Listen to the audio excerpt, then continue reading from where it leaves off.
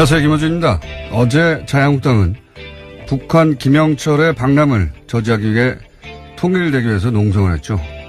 자유한국당 현재 입장은 이렇습니다. 살인마 김영철이 대한민국을 범했다. 문재인 정부는 살인마 김영철에게 쇳문을 열어주었다. 이것은 국정농단이고 반역행위다. 그런데 김영철은 박근혜 정부 시절 남북 군사회담 때 북측 대표였습니다. 자유한국당이 한국당을 밟으면 사살할 대상에 관한 김영철은 당시 판문점 남측인 평화의 집에서 회담을 했죠. 남쪽 땅을 그때 이미 밟은 겁니다. 그렇게 사살을 하고 싶었으면 자신들이 정권을 잡고 있었을 그때 했어야죠. 하지만 당시 새누리당은 사살하는 대신 이런 논평을 냈습니다. 남북 대화의 시도가 끊임없이 이루어지고 있는 일련의 상황은 매우 바람직하다. 남북 갈등은 대화로 풀어가는 것이 가장 바람직하다. 남북 대화가 앞으로도 꾸준히 이어지기를 기대한다. 김영철을 두고 이렇게까지 환영의 논평을 냈으니 반영은 자유한국당이 그때 이미 한 거죠. 그럼 먼저 이렇게 고백을 하고 나서 통일대교에서 농성을 해도 됐어야 하는 겁니다. 우리가 먼저 반역이다. 김어준의 지적이었습니다.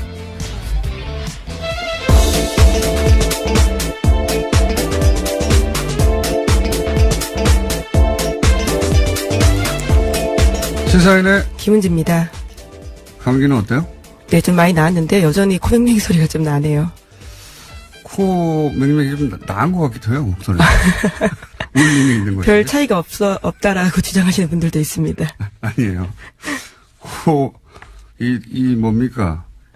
비강에서 나오는 소리가. 울리는 예. 소리가 더 낫다. 예, 감기에 좋은 점도 있네요.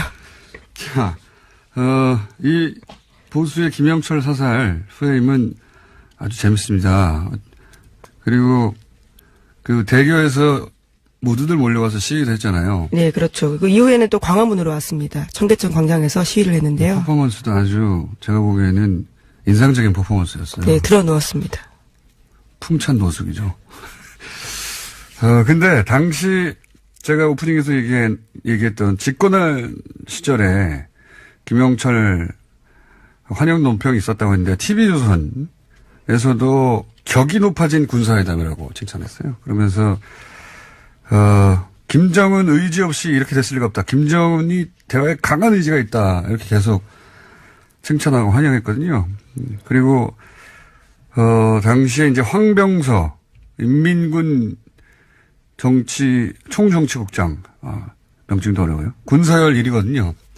황병서 최룡의 노동당 비서도 마찬가지고 황병서 당시 총정치국장은 아시안 게임 폐막식에 왔어요. 예, 네. 그랬죠. 그때 김무성 전 대표하고 웃으면서 학사하고 같이 사진 찍고 헤헤 웃고 있습니다. 예. 군복 입고 참석했어요. 군복 입고. 예. 지금 자유한국당의 논리대로면 연평도 포격의 책임자 황병서 즉각 체포해야 되거든요. 사살하거나. 하여튼 이 사안은 저희가 잠시 후 2부에서 여야 모두 한 분씩 모셔가지고 쟁점이 뭔지 한번 다뤄보도록 하겠습니다. 자, 첫 번째 뉴스는요. 네, 어제 평창 동계올림픽이 마무리되었습니다. 토마스 바흐 아우시 위원장 폐회식을 앞두고 결산 기자회견 가졌는데요. 이 자리에서 평창 동계올림픽이 대단히 성공적이다라고 평가했습니다. 선수촌과 경기시설에 만족하지 못하는 사람이 단 한 명도 없었다라면서요. 여러 이유에서 IOC는 평창 올림픽에 크게 만족한다라고 이야기했고요. 뿐만 아니라 가장 하이라이트로는요. 바흐 위원장은 남북 공동 입장과 여자 아이스하키 남북 단일팀 출전을 꼽았습니다. 폐막식 때 칭찬해야죠. 칭찬해야 되는데, 이 남북 공동입장과 남북 단일팀 출전이 하이라이트라고 말하면 이건 종북이에요, 우리나라에서는. 우리가 하면 종북이 되는 건데. 근데 대체적으로, 성공적이라는 평가가 많습니다. 보면 입장권도, 초과 판매했다고. 예, 판매율을 넘어섰다라는 거고요. 이 초과 판매를 어떻게 하는 거예요? 그러니까 목표치를 초과했다라는 점이고요. 아, 그렇군요. 예. 그리고 이제까지 동계올림픽 역대상 최대 규모라고 합니다. 유료 관중도요. 그러니까요. 이건 예상치 못했습니다. 그리고 이게 이제 동계올림픽 하기 전에, 동계올림픽 이전에 조금 하계올림픽도 그랬는데, 이게 적자다. 이런 얘기 계속 있었거든요. 올림픽 해봐야 시설만. 리우 올림픽 같은 경우에 올림픽 끝나고도 시설이 폐허가 된 것도 계속 보도됐었는데, 이번에는 흑자가 될 수 있을 것 같다. 이런 얘기가 있어요? 예, 네. 조직위가 그렇게 밝혔는데요. 지난해 초만 하더라도 3천억 원의 적자를 예상했지만 지금은 세입과 세출의 균형 재정을 달성했다라면서요. 흑자 재정까지도 갈 수 있다라고 내부적으로 보고 있다고 합니다. 근데 이렇게 이제 올림픽이 실패할 것이다. 혹은 실패하기를 바라는 것은 일본 보도가 가장 심했어요. 일본 관련 보도를 주기적으로 저도 챙겨봤는데 역대 최악의 올림픽이다. 이런 보도는 우리나라에서는 없었고 전 세계적으로 썼는데 일본에서만 많이 있었습니다. 역대 최악이다. 그리고 뭐 얼어 죽는다 가면 이런 보도하고 이상한 보도 많았어요. 근데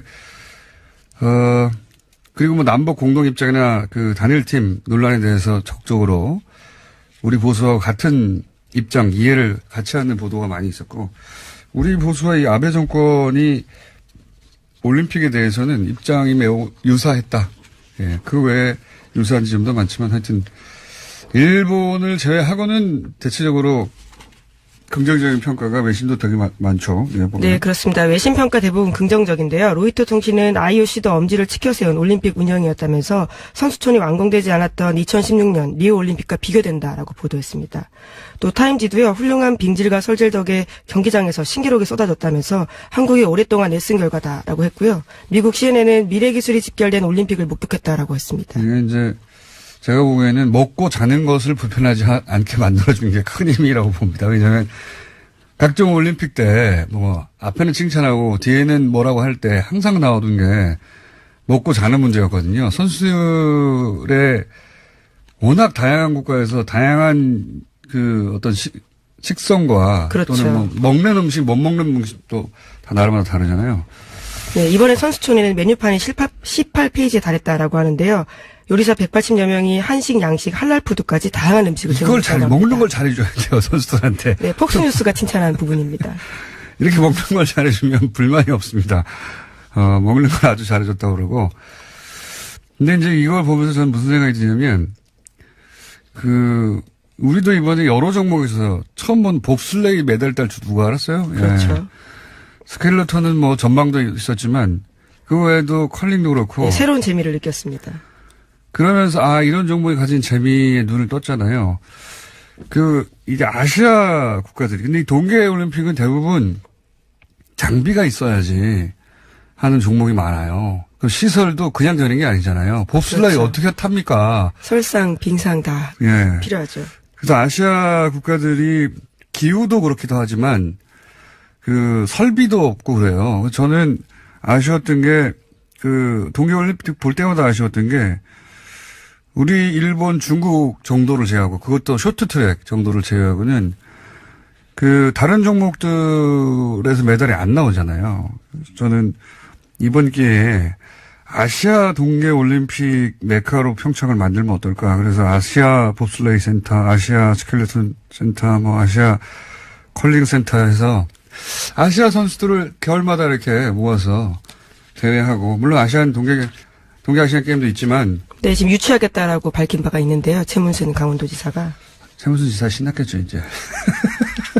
제일 신난 분 중에 한 분이겠죠. 근데 어쨌든, 그래서 저변을 좀 넓혀서 아시아 선수들도 이런 스포츠의 재미를 좀 느꼈으면 좋겠어요. 예. 보니까 관심을 가지니까 재밌더라고요. 아주. 예. 그전엔, 특히 컬링. 네, 그렇죠. 그거 왜 하나 싶었거든요, 맨날. 굉장히 드라마틱했습니다. 아니, 이게 그 이전의 올림픽 때는 우리하고 상관이 없다 보니까 저거 왜 하나, 저 쓸데없이 바닥질 저거. 네, 청소하는 것 같고, 굉장히 무의미한 게임 같았는데, 역시 재미를 아니까, 예. 즐거움을 몰라서 그랬던 거예요. 다른 종목들도 마찬가지일 텐데, 하여튼, 아시아 저변을 넓히는 메카로 만들면 어떨까, 그런 생각을 혼자 했습니다. 자, 그리고, 이 북한 대표단, 또, 미국 대표단 소개 잘 알려지지 않았지만, 대미 라인, 대북 라인이 같이 포함되어 있다고 해요. 네, 그죠? 네, 어제 김영철 북한 노동당 중앙위원회 부위원장 겸 통일전선부장이 방남을 했는데요. 그래서 어제 폐막식 자리에 함께 앉았습니다. 이 자리에는 최강일 외무성 북미국 부국장이 포함되어 있다라고 하는데요. 고위급 대표단에 나와서 이번에 미국과의 대화를 하겠다라는 신호로 보인다라는 겁니다. 그러니까요. 이방카는 북한을 만나지 않겠다라고 공개적으로 얘기했지만 이방카는 만나지 않겠다는 거지. 지난번 펜스 부통령의 대실패, 사실 이거 대실패였거든요. 외신들도 외교는 대패했다, 미국이 완패했다, 뭐 이런 식의 평가도 많았고, 펜스 부통령이 돌아와서 비판도 많이 받았죠. 예. 그렇게 촌스럽게 세련되지 못하게 했었어야 하느냐, 메시지 전달을. 근데 이번에 미국 대표단에 만약에 정말로 북한하고 아무 상관이 없었으면 포함되지 않았을 인물들이 있어요. 네, 앨리스 누커 미국 NSC 한반도 보좌관을 포함해서요, 여러 명이 들어와 있습니다. 그러니까요. 북한에도 보면은 최강일 외무성 북미국이거든요. 북미국. 예. 담당자예요. 육자회담 때도 했던 이런 사람들이 라인업이 돼 있는 거 보면 이방카는 페인트 모션이고 만약에 대북 관계, 북미 관계 문제에서 보자면 실제로는 이들이 만난다는 얘기하지 않고 비공식으로 접촉하지 않겠는가. 그렇지 않다면 이런 라인업들이 각각 북한과 미국에서 이렇게 쭉 왔을 이유가 없지 않습니까? 예. 네, 또 김영철 부위원장 방남도요, 미국의 제재 대상인데도 불구하고 왔기 때문에 한국 정부와 미국이 협의했다라고 알려져 있습니다.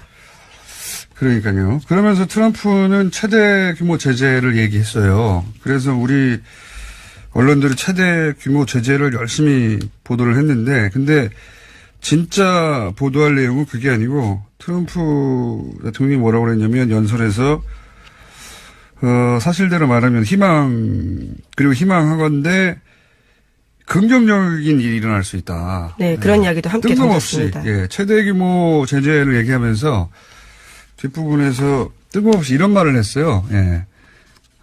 지켜보자. 예. 제가 보기에는 이런 협상단을 대북 라인 또 북한에서도 이렇게 대미 라인을 보낸 것이 이미 이야기가 됐고 진도가 나갈 수 있다. 예. 그래서 오히려 최대 규모 제재를 일부러 발표한 것이다. 뜬금없는 타이밍이거든요. 예. 네, 어제 문재인 대통령과 만난 김영철 부위원장도 북미 대화에 충분한 용의가 있다라고 밝혔다고 합니다. 그러니까요. 우리가 모르는 사이에 뭐가 진행이 물밑에서 됐나 봅니다. 그리고 이제 생각해보면 과거에 지금 김영철 사설 얘기 나오는데, 아웅산 폭파 같은, 예, 그런 사건 뒤에도 대화를 했죠. 남북이 대화를 했습니다. 그래서 장세동 안기부장과 박철원 특보가 북한을 가서요, 김일성을 만나기도 했었습니다. 자, 그리고 다스 뉴스도, 마찬가지로 쏟아지고 있습니다. 예. 네, 이명박 전 대통령이 삼성의 다스 소송비 대납 관련 보고를 받았다라고요. 그런 문건을 검찰이 확보했다고 오늘 아침 조선일보가 보도했습니다. 김백준 전 총무기획관이 보고한 내용이라고 하는데 검찰이 확보한 문건 제목은 VIP 보고입니다. 작성 시점은 2009년 중반으로 미국에서 진행 중인 다스의 투자금 반환 소송이 어떻게 진행되고 있는지 보고하는 형식으로 적혀 있다라고 합니다. 이게 아주 스모킹건입니다. 이 다스 소송비 대납 관련해서. 물론 삼성이 이미 인정했고, 예. 인정했는데, 김백준 총무기획관이 BIP한테 보고를 한 문서의 내용이에요. 그 문서에 뭐라고 되어 있냐면, 다스 소송 비용은 12만 5천 달러씩 매월 삼성 계좌에서 나가고 있다. 예. 그 문건에 쓰여 있는 내용입니다. 예. 이명박 전 대통령에서 쪽은 알지도 못했고, 이제, 보도를 보고 알았다고 했단 말이죠. 근데 BIP 보고 문건이 나와버렸네요. 예. 이거 부인하기 힘듭니다. 그리고 어제 아들 이시영 씨도 조사를 받았잖아요. 네, 현재는 참고인 신분이라고 하는데요. 검찰 조사를 받고 있기 때문에 신분이 어떻게 바뀔지도 아직 모르는 일입니다. 제가 보기에는 이제 이명박 전 대통령의 소환은 확정이고요. 예. 남은 가장 큰, 갈림길은 그거겠죠. 구속 기소하냐? 불구속 기소하느냐? 네, 오늘 아침 한국일보에 따르면요. 구속 기소로 검찰이 보고 있다는 식의 내용도 있습니다. 근데 이건 검찰이 이제 검찰 나름의 정무적 고민을 할 거예요. 왜냐하면 전 대통령과 전 대통령이 두 명이 동시에 구속된 역사가 우리나라에 없거든요. 다른 나라에도 드문 역사라고 봅니다. 있는지 없는지 제가 찾아봐야 되겠지만 이런 일이 일어나기가 정말 어렵죠. 그래서 검찰은 정무적 고민 혹은 판단, 이거 도대체 사안으로는 당연히 구속이죠. 사안으로는. 사안 넣고 보면 뭐 명백한데, 근데 저는 검찰이 그런 고민을 하면 안 된다고 봅니다. 그런 정무적 정치적 고민을 검찰이 왜 합니까? 그냥 원칙대로 하면 됩니다. 이런 고민을 할 필요가 없이. 예. 저는 그렇게 생각이 들고요. 예. 네, 또 해당 문건을 유출한 혐의를 받고 있는 전 청와대 행정관에 대해서는 구속영장이 기각됐다라고 합니다. 그리고 이제 네이버에 제 이름도 지금 검색어에 쫙 올라와 있고. 네, 갑자기 먼저 그 이야기를. 예. 아니, 제가 뉴스에 소재가 됐기 때문에, 예, 미투 운동 관련해서, 자체 민의를 좀 짧게 해야 되겠어요. 지난번에 옵션 전기처럼.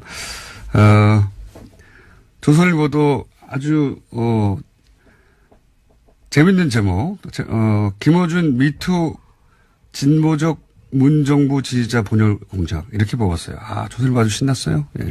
자, 그래서, 자체 민의를 스스로 인터뷰하는 것으로, 이런, 제목은 제가 마치 미투 운동의 공작이다. 이렇게 말한 것처럼 모략하는 그런 뉘앙스로 보도하는 매체 있어요, 의도적으로. 진보는 성폭력을 눈 감아줘야 된단 말인가, 뭐 이렇게 연결되기도 하고. 제가 그렇게 말했을 리가 있습니까? 예. 조선일보가 대표적인데, 신났어요. 예. 원래 모략을 아주 신나게 하는 매체이기 때문에 신났겠죠. 네이버도 원래 제 이름이 들어가는 기사는 좋은 기사들은 모이 없습니다. 검찰 출두 이런 거 놨듯이. 네이버도 신났고, 예. 검색어도 이렇게 아침부터 네이버가 올려주는 경우는 처음 봤네요. 예. 근데 신나할 게 없어요. 예. 제가 원했던 상황이고. 생각보다 빨리 왔지만 좀 뜻대로 해서 고맙습니다. 이 사실관계를 이제 잠깐 정리하면 저는 미투를 공작에 이용하려고 하는 자들이 있다라고 했지. 미투가 공작이라고 한 적이 없습니다. 제가 바보도 아니고. 그러면서 이제 금태섭 의원이 문제 제기를 했어요. 금태섭 의원의 주장의 요지는 그런 제 말이 미투 운동을 약화시킬 수 있다. 이런 문제의식이에요. 금태섭 의원은 할 수 있는 말을 한 겁니다. 본인의 입장에서. 그러니까 금태섭 의원과 저를 싸움 붙이는 건 소용없으니까 그만들 하시고. 그럼 제가 주장하고자 하는 요지는 뭐냐. 금태섭 의원의 우려도 염두에 두면서 동시에 아주 잘 살펴봐야 하는 게 있습니다. 그게 뭐냐면 미투 운동은 뭐 진보 보수 할 거 없이 이 남성 중심의 문화 속에서 권력과 위기에 의한 성적 폭력 그걸 고발하고 그 문화를 개선할 이게 절호의 기회가 온 게 분명하거든요. 근데 이 어렵게 찾아온 기회를 누군가는 이 진보 진영에 대한 공작의 소재로 만들고 싶어 한다. 이렇게 되면 이 중요한 기회를 진보 진영 내의 젠더 갈등으로 가둬버립니다. 이렇게 프레임이 잡히면 미투 운동이 흔들려요. 진보 진영 내의 분열로 끝나는 거예요.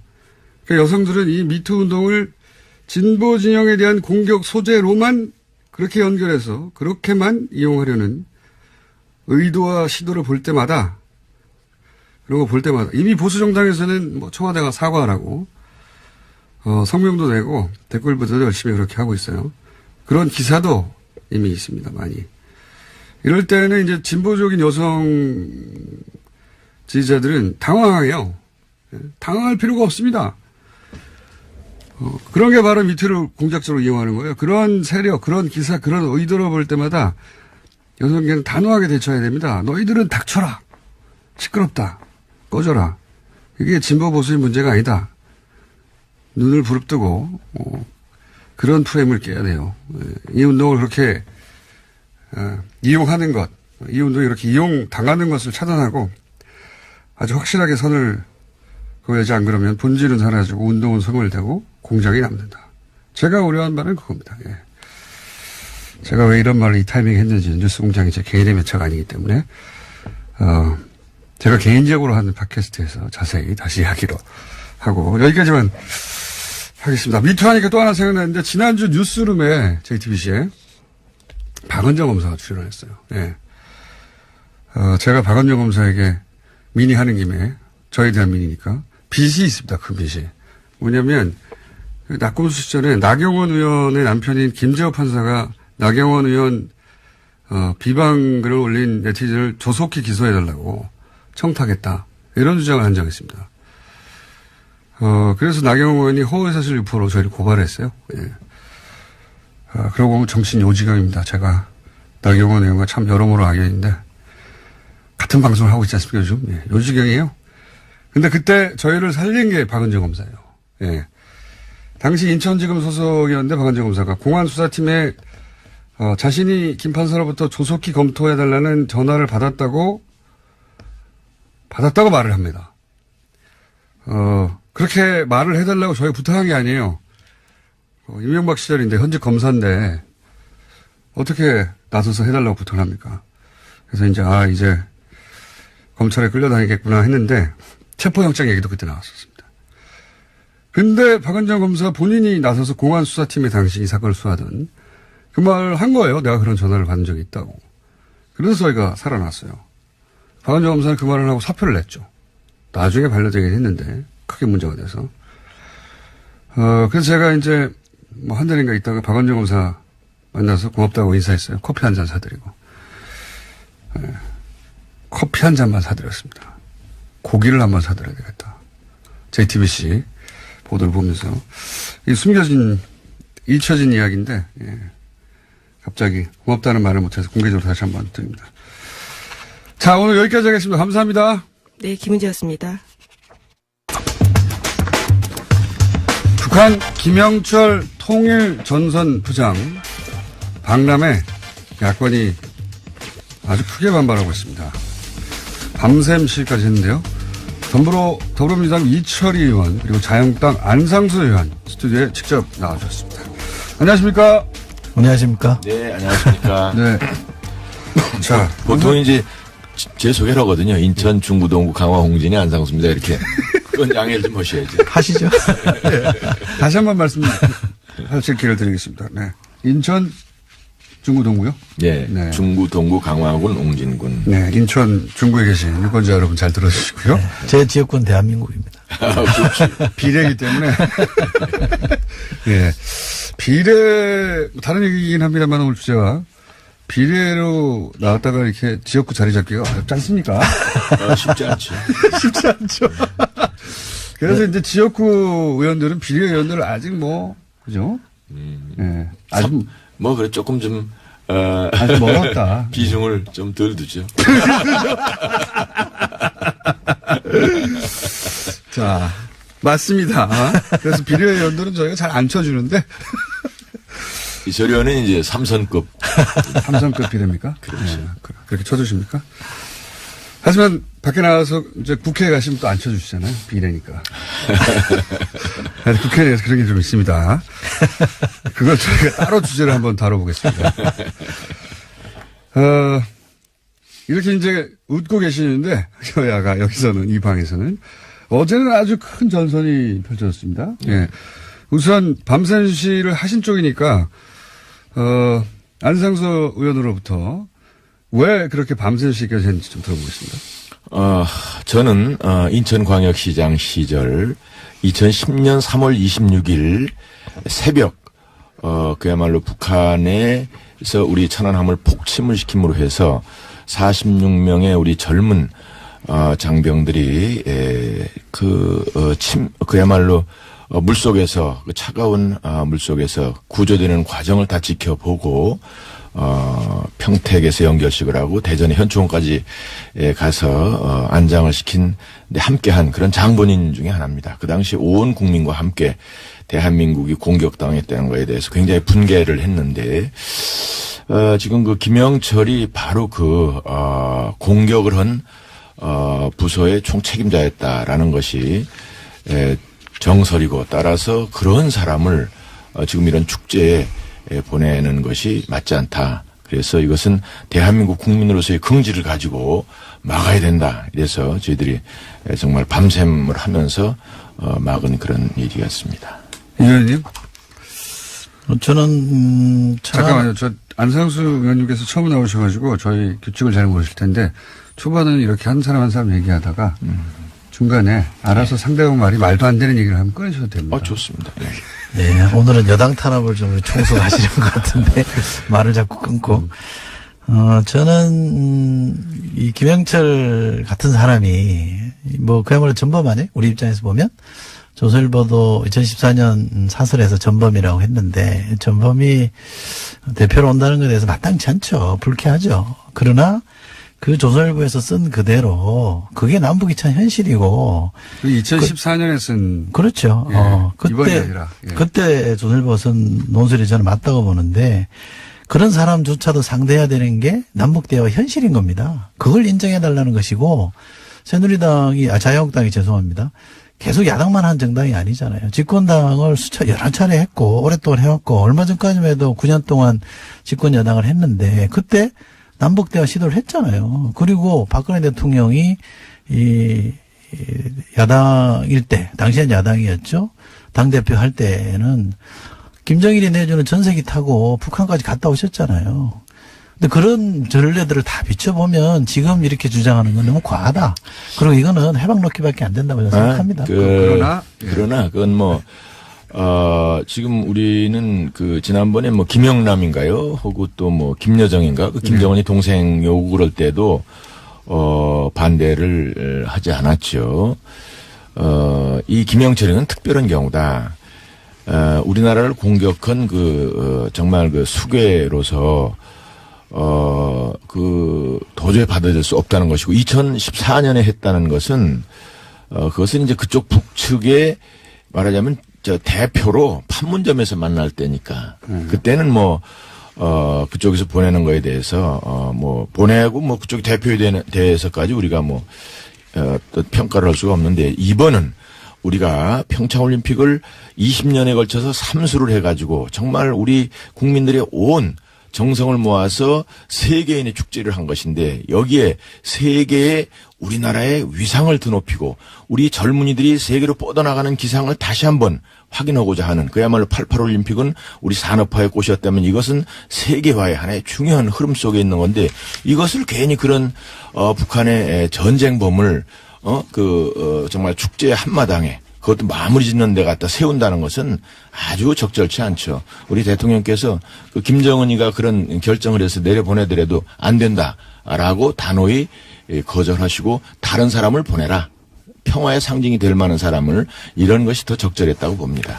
그 대통령께서 대승적으로 좀 수용할 필요가 있다는 말씀을 하셨는데 그는 지금 말씀하신 그런 문제의식을 갖고 임했기 때문에 저는 그렇다고 생각합니다.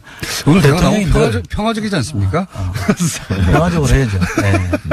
네. 너무 평화적으로들 하셔가지고 제가 제가 이런 질문을 좀 다시 드리고 싶어요. 물론 새누리당의 문제 제기에 자유한국당의 문제 제기에 대해서 뭐 전적으로 다 옳지 않다 이렇게 말할 수는 없습니다만 제가 좀 지적드리고 싶은 것은 천안함 폭치 뭐 누가 봐도 북한이 한 거 아닙니까? 그 주역이 만약에 김영철이라고 한다면 당연히 문제 제기할 수 있는 거죠. 그렇다면 연평도 포격의 주역이 누굽니까? 황병수 아닙니까? 그 황병수 아시안게임 때 왔을 때 악수하고 국회 왔을 때 크게 웃으면서 환영한 사람들이 김무성 대표 아닙니까? 그분이 지금 무슨 투쟁위원회 위원장이잖아요. 그렇잖아요. 그러면 이건 앞뒤가 안 맞는 거 아닙니까? 정당이라는 게 공당이고 집권까지 했던 정당이라면 일관성이 있어야 되는 거죠. 그때는 되고 지금은 안 된다? 그게 무슨 논리가 그렇습니까? 경우를 따져봐야 되는 거죠. 집권해봤으니까 지금 시장도 해보셨으니까 남북 관계를 풀어야 되는 이 숙제는 누구나 지고 있는 숙제 아닙니까? 그러면 이거 어려운 숙제인 거 알면 문제는 제기하되 그러나 크게 봐서는 도와줘야 되는 게 맞는데 이거는 거의 뭐 깽판 놓자는 거 아닙니까? 그것은 우리가 김영철이기 때문에 반대를 하는 것이지 그 이외에 누구도 괜찮다 뭐 이런 입장이라고 볼 수가 있습니다. 아 그래요? 근데요. 김영철만 안 되고 근데요. 잠깐만. 저희는 그 말씀 끊어서 죄송합니다만 이게 칼 폭파나 연평도 표격이나 천안함 폭침이나 수계는 누굽니까? 김정은 아닙니까? 물론. 수계는 괜찮고. 그 밑에 있는 졸개는 안 된다는 겁니까? 수개는 만났잖아요.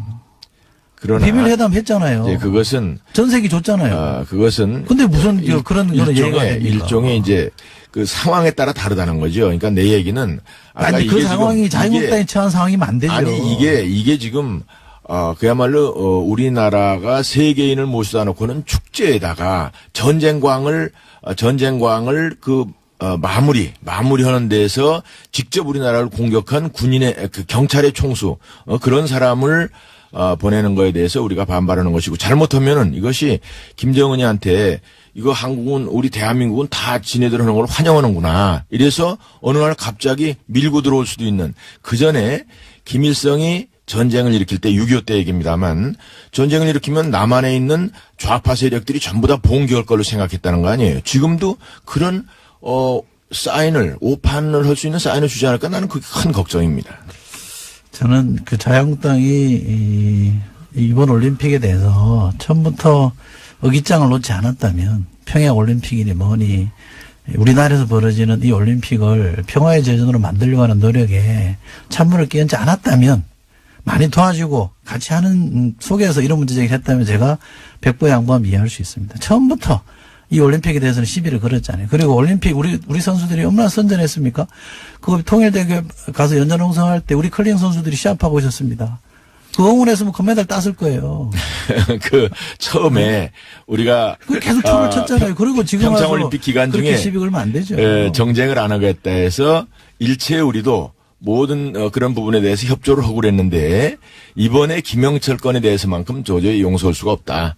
이것은 잘못하면 북에도 사인을 잘못 주는 것이고 또 우리의 우방 UN 우리를 지금 지지해서 북한을 압박하고 북한을 비핵화를 유도하려고 하는 그러한 우방들에도 잘못된 사인을 주겠구나. 우리 대한민국이 북한 편에 서가지고 세계적인 이런 제재를 혹은 이런 우리가 북한에 대해서 압박하려는 여러 가지 이런 것에 대해서 우리 측에서 대한민국에서 또 혹은 문재인 대통령이 김을 빼는 거 아니냐 이런 그 오해를 줄 수 있게 충분하지 않느냐. 그래서 우리가 대한민국이 그렇지 않다는 걸 보여주려고 하는 그런 몸부림이었다. 이렇게 해석하는 것이 더 나을 겁니다.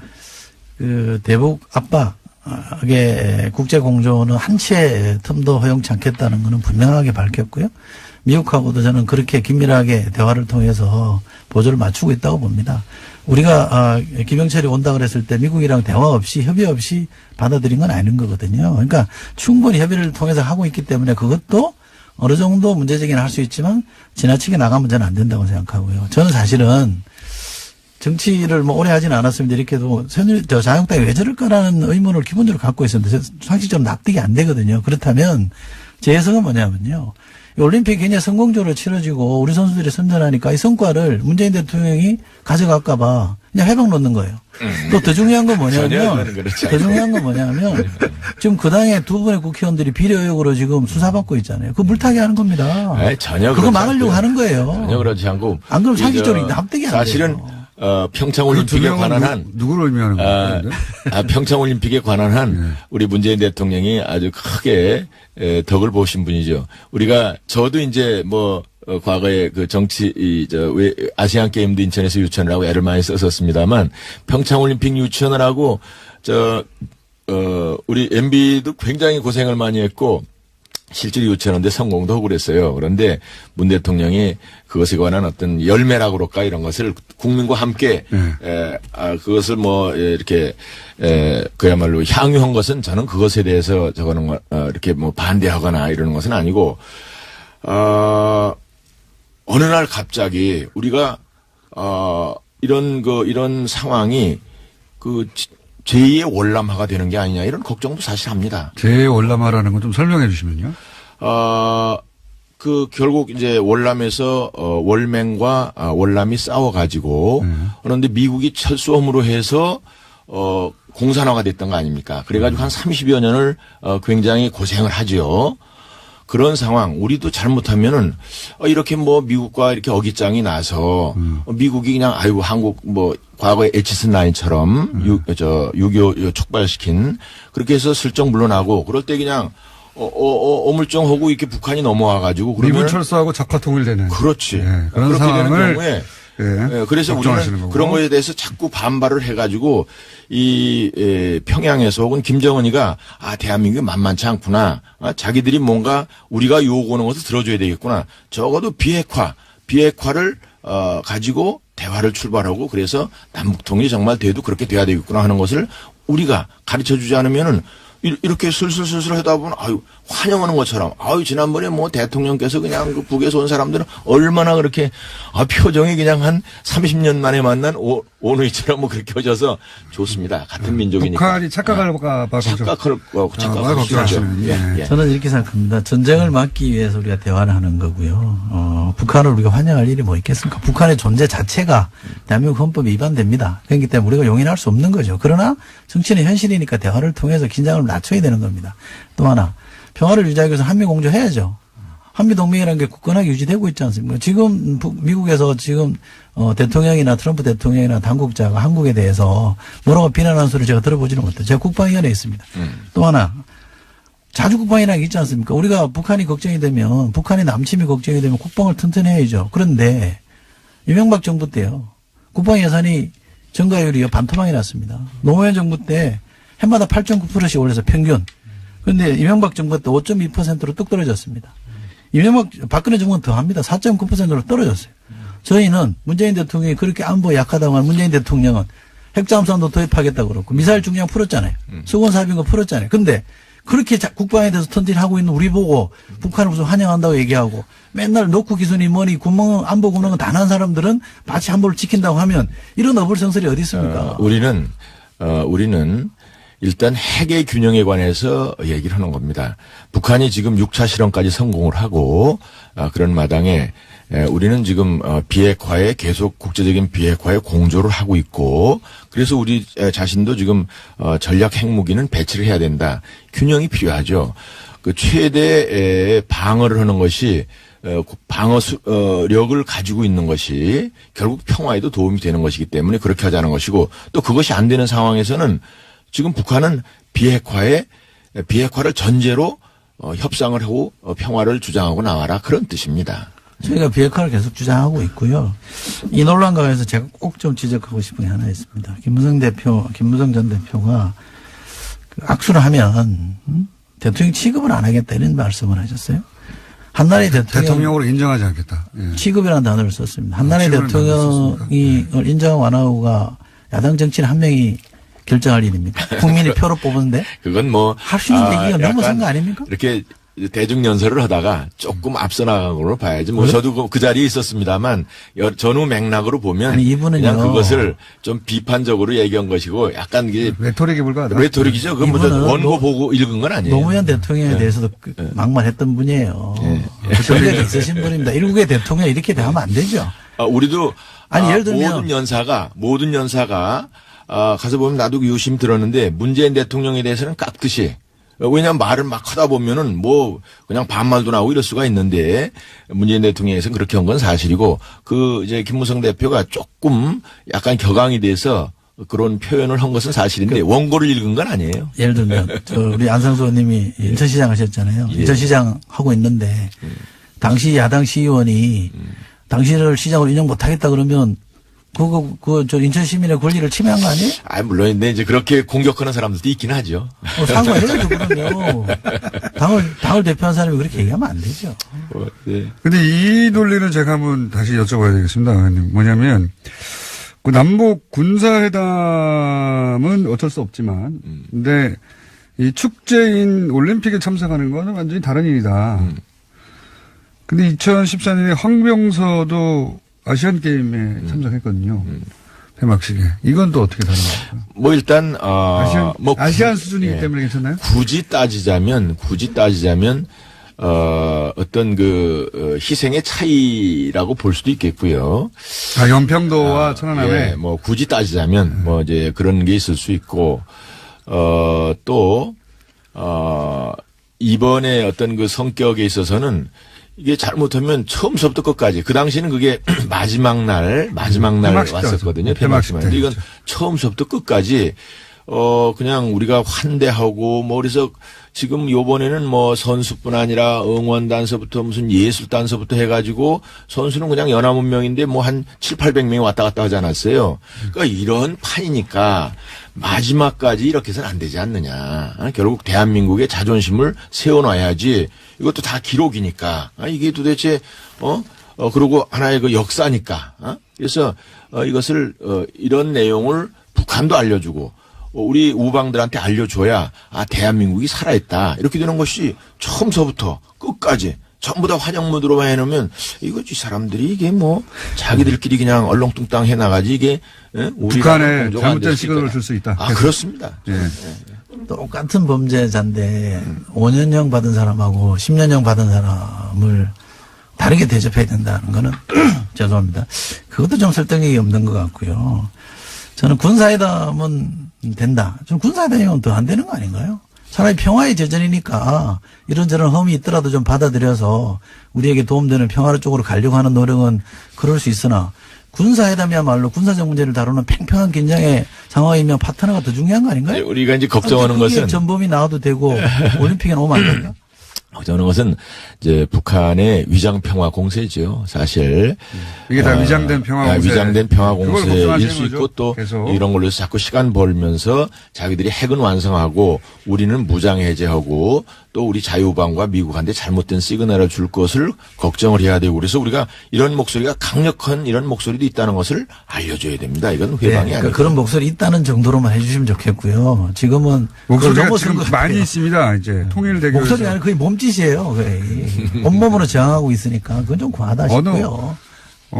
몸짓 언어죠. 그리고 혹시나 정치에서 중요하죠. 몸짓 언어. 혹시나 걱정하실까 말씀드리는데 저희는 안보태에서는 빈틈이 없고요. 국방비도 계속 늘려가고 있고 첨단 무기도 많이 들어오고 있고 군의 사기도 더없이 높습니다. 또 강한 군대 만들기 위해서 국방계획도 좀 추진하고 있는 거고 한미공조도 빈틈이 없습니다. 그러니까 북한의 뭐 위장평화공세에 넘어갈 거다 이렇게 생각하실 필요는 전혀 없고요. 다만 미국도 인정하고 저희도 인정하듯이 최대한 압박을 통해서 대화회장으로 끌어내자는 거잖아요. 대화로 나오는 기미를 보고 있으니까 그걸 잡겠다는 겁니다. 아니 지금 와서 김영철이가 와서 북미 대화 용이 있다 그랬잖아요.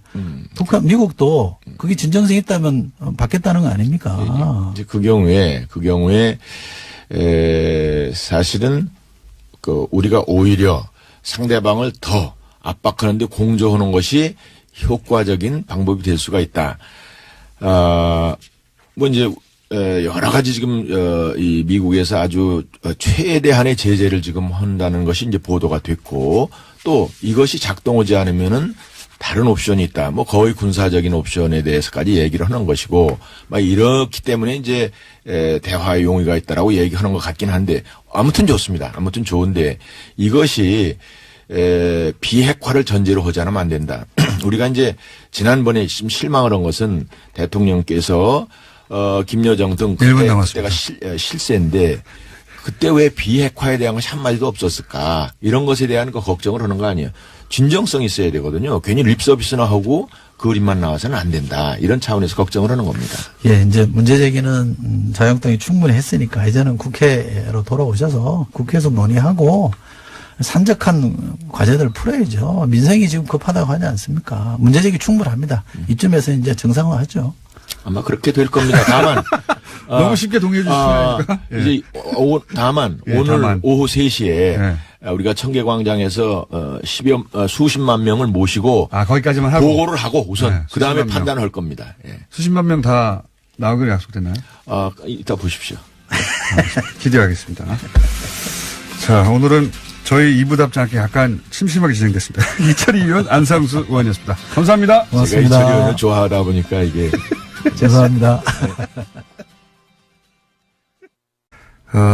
김정은 의지 없이 이렇게 됐을 리가 없다. 김정은이 대화에 강한 의지가 있다. 이렇게 계속 칭찬하고 환영했거든요. 그리고 당시에 이제 황병서 인민군 총정치국장 명칭도 어려워요. 군사열 1위거든요.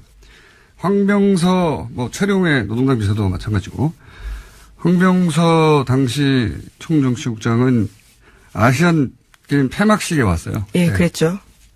그때 김무성 전 대표하고 웃으면서 학사하고 같이 사진 찍고 헤헤 웃고 있습니다. 예. 군복 입고 참석했어요. 군복 입고. 예. 지금 자유한국당이 논의되려면 연평도 포격의 책임자 황병서 즉각 체포해야 되거든요. 사살하거나.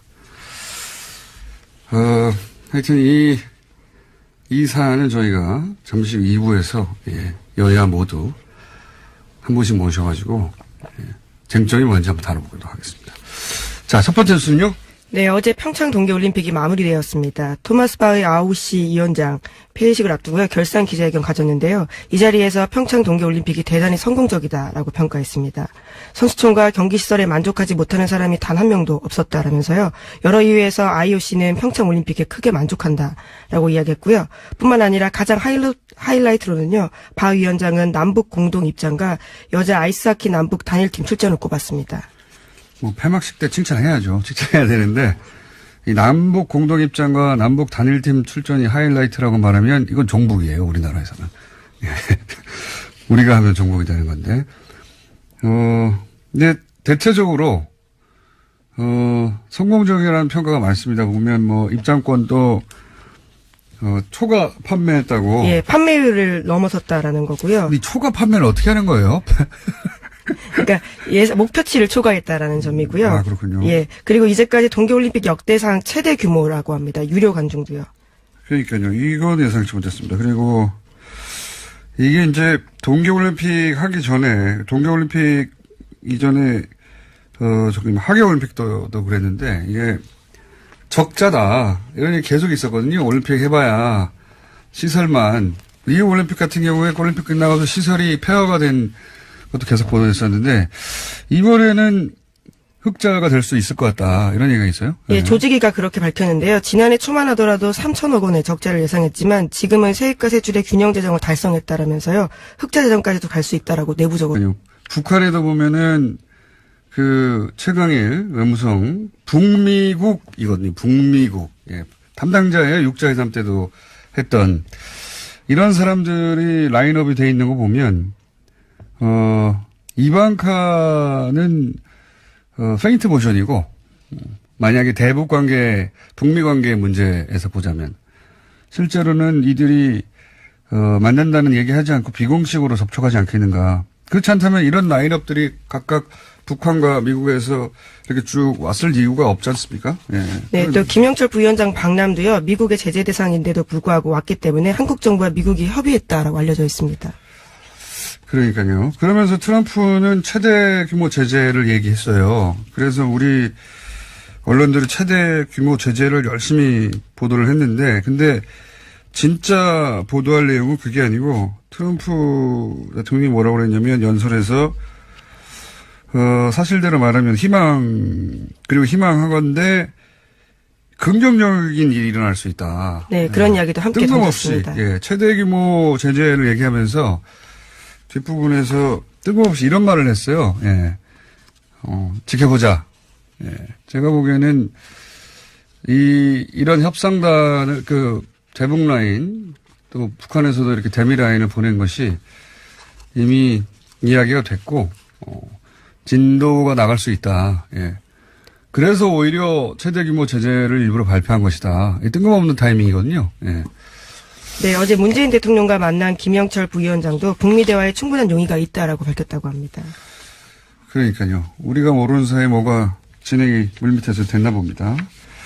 그리고 이제 생각해보면 과거에 지금 김영철 사설 얘기 나오는데, 아웅산 폭파 같은, 예, 그런 사건 뒤에도 대화를 했죠. 남북이 대화를 했습니다. 그래서 장세동 안기부장과 박철원 특보가 북한을 가서요. 김일성을 만나기도 했었습니다.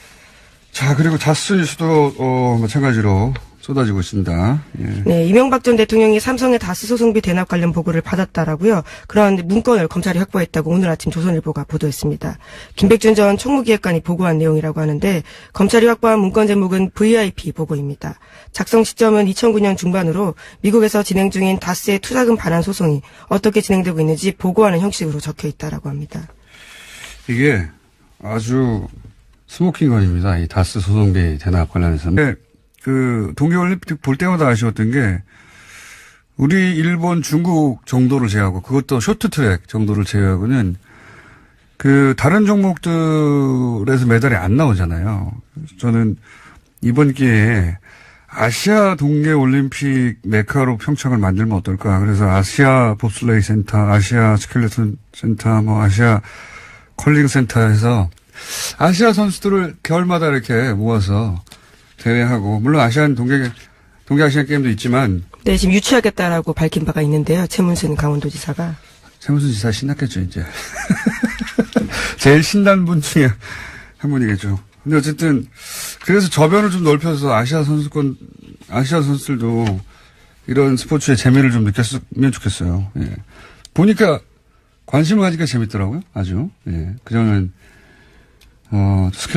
특히 컬링. 네, 그렇죠. 그거 왜 하나 싶었거든요, 맨날. 굉장히 드라마틱했습니다. 아니, 이게 그 이전의 올림픽 때는 우리하고 상관이 없다 보니까 저거 왜 하나, 저 쓸데없이 바닥질 저거.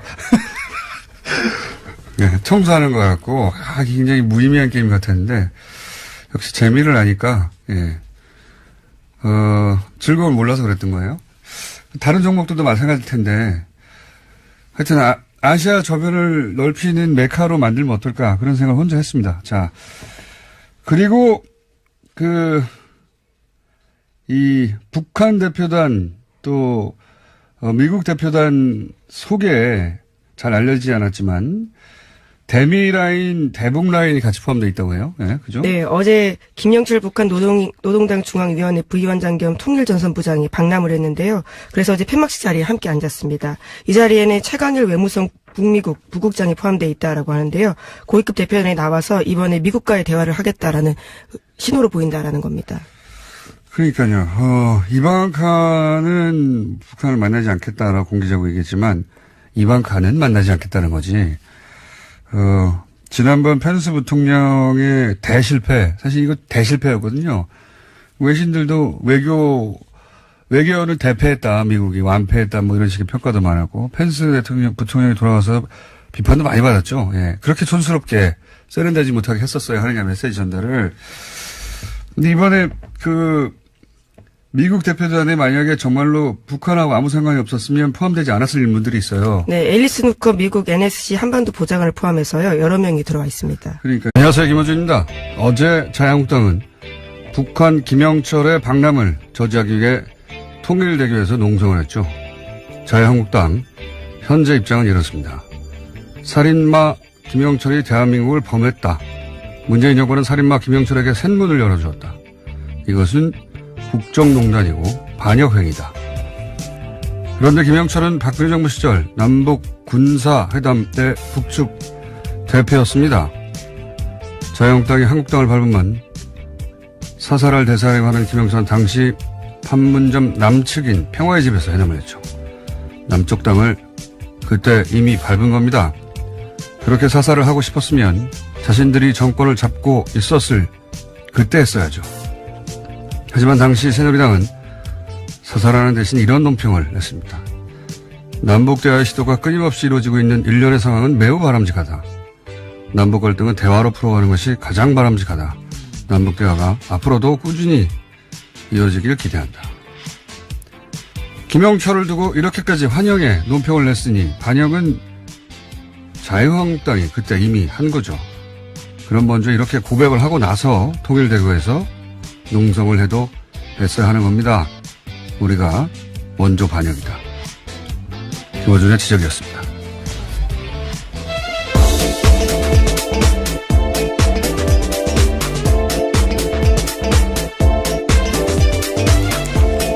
시사인의 김은지입니다. 감기는 어때요? 네, 좀 많이 나았는데 여전히 코맹맹이 소리가 좀 나네요. 코 맹맹이 좀 나은 것 같기도 해요, 목소리가. 울림이 있는 거죠. 별 차이가 없다라고 주장하시는 분들도 있습니다. 아니에요. 뭡니까? 비강에서 나오는 소리가. 울리는 소리가 더 낫다. 예, 감기에 좋은 점도 있네요. 자, 이 보수의 김영철 사살 프레임은 아주 재밌습니다. 그리고 그 대교에서 모두들 몰려가서 시위를 했잖아요. 네, 그렇죠. 그 이후에는 또 광화문으로 왔습니다. 청계천 광장에서 시위를 했는데요. 퍼포먼스도 아주 제가 보기에는 인상적인 퍼포먼스였어요. 네, 드러누웠습니다. 풍찬 노숙이죠. 근데 당시 제가 오프닝에서 얘기했던 집권할 시절에 김영철 환영 논평이 있었다고 했는데 TV조선에서도 격이 높아진 군사회담이라고 칭찬했어요. 그러면서 보고 있다고 합니다. 근데 이렇게 이제 올림픽이 실패할 것이다 혹은 실패하기를 바라는 것은 일본 보도가 가장 심했어요. 일본 관련 보도를 주기적으로 저도 챙겨봤는데 역대 최악의 올림픽이다. 이런 보도는 우리나라에서는 없었고 전 세계적으로 없었는데 일본에서만 많이 있었습니다. 역대 최악이다. 그리고 뭐 얼어 죽는다 가면 이런 보도하고 이상한 보도 많았어요. 근데 그리고 뭐 남북 공동 입장이나 그 단일팀 논란에 대해서 적극적으로 우리 보수와 같은 입장 이해를 같이 하는 보도가 많이 있었고 우리 보수와 이 아베 정권이 올림픽에 대해서는 입장이 매우 유사했다. 예, 그 외에 유사한 지점도 많지만 하여튼 일본을 제외하고는 대체적으로 긍정적인 평가가 외신도 되게 많죠. 예, 네, 그렇습니다. 외신 평가 대부분 긍정적인데요. 로이터 통신은 IOC도 엄지를 치켜세운 올림픽 운영이었다면서 선수촌이 완공되지 않았던 2016년 리우 올림픽과 비교된다라고 보도했습니다. 또 타임지도요. 훌륭한 빙질과 설질 덕에 경기장에서 신기록이 쏟아졌다면서 한국이 오랫동안 애쓴 결과다라고 했고요. 미국 CNN은 미래 기술이 집결된 올림픽을 목격했다라고 했습니다. 이게 이제 제가 보기에는 먹고 자는 것을 불편하지 않게 만들어준 게 큰 힘이라고 봅니다. 왜냐하면 각종 올림픽 때 뭐 앞에는 칭찬하고 뒤에는 뭐라고 할 때 항상 나오던 게 먹고 자는 문제였거든요. 선수들의 워낙 다양한 국가에서 다양한 그 어떤 식성과 그렇죠. 또는 뭐 먹는 음식, 못 먹는 음식도 다 나라마다 다르잖아요. 네, 이번에 선수촌에는 메뉴판이 18페이지에 달했다라고 하는데요. 요리사 180여 명이 한식, 양식, 할랄푸드까지 다양한 음식을 이걸 제공했다고 먹는 합니다. 걸 잘해줘야 돼요, 선수들한테. 네, 폭스뉴스가 칭찬한 부분입니다. 이렇게 먹는 걸 잘해주면 불만이 없습니다. 먹는 걸 아주 잘해줬다고 그러고. 근데 이제 이걸 보면서 저는 무슨 생각이 드냐면, 우리도 이번에 여러 종목에서 처음 본 봅슬레이 메달 딸 줄 누가 알았어요? 그렇죠. 예. 스켈레톤은 뭐 전망도 있었지만, 그 외에도 컬링도 그렇고. 네, 새로운 재미를 느꼈습니다. 그러면서, 이런 종목이 가진 재미에 눈을 떴잖아요. 이게 아시아 국가들이. 근데 이 동계올림픽은 대부분 장비가 있어야지 하는 종목이 많아요. 그 시설도 그냥 되는 게 아니잖아요. 봅슬라이 그렇죠. 어떻게 탑니까? 설상, 빙상 다 예. 필요하죠. 그래서 아시아 국가들이 기후도 그렇기도 하지만 설비도 없고 그래요. 저는 아쉬웠던 게